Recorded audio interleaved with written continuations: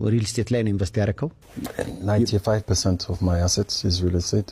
የንብረቴ 95% ያክሉ ሪል ስቴት ነው። ምክንያቱም የምነካው የማያውን ነገር ነው። ሰዎች ሪል ስቴት ላይ ኢንቨስት እንዲያደርጉ መክራለሁ። ምክንያቱም ገቢ ያመጣል። በተለይ እንደዚህ አይነት ሀገር ውስጥ ሰዎች ኢንቨስት ቢያደርጉ ከ5 ዓመት በኋላ ትልቅ ዋጋ ይኖረዋል። በምንም መልኩ የሚጸጸት ኢንቨስተር አይኖርም። ምናልባት ሰው የአኮያን ማስታወቂያ እየሰራው ሊመስሉ ይችላል። ነገር ግን ልጅ እያለሁ ጀምሮ አባቴ የማይንቀሳቀስ ንብረት ኢንቨስት ማድረግ ነው ይለኛል። እኔ ጥቃቅን ነገሮችን ሁሉ ለምሳሌ መታጠቢያ ቤት፣ በኪችን ወዘተ ያሉትን ጥቃቅን ነገሮች ሁሉ አስተካክላለሁ። ስለዚህ ሰዎች እዚህ ሀገር ይህንን ኢንቨስትመንት እንዲያደርጉ ንብረቶችን እንዲመለከቱ መክራለሁ። አኮያን አይቻለሁ፣ መመስከር እችላለሁ።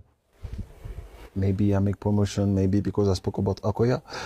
Clearly advise people to have a look at different property here in Akoya, of course, because I witness from my own eyes. አኮያ ላይ ሪል ስቴት ላይ ኢንቨስት አድርጉ።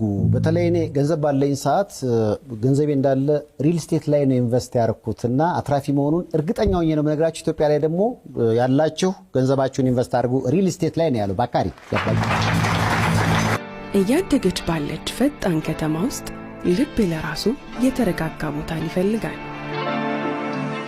አንዳንድ ራእዮች ከመሬት ስር ይፈልቃሉ፣ ከነገ ይዛመዳሉ። ወደ ቤቱ እንኳን በደህና መጡ። ከአኮያ ቤት ሲገዙ የኢትዮጵያ አየር መንገድ ሼባ ማይልስ ጎልድ አባልነትን በክብር ይቀበላሉ። አኮያ ፕሮፐርቲስ የኢትዮጵያ አየር መንገድ ሼባ ማይልስ የመጀመሪያው የሪል ስቴት ፕላቲኒየም ፓርትነር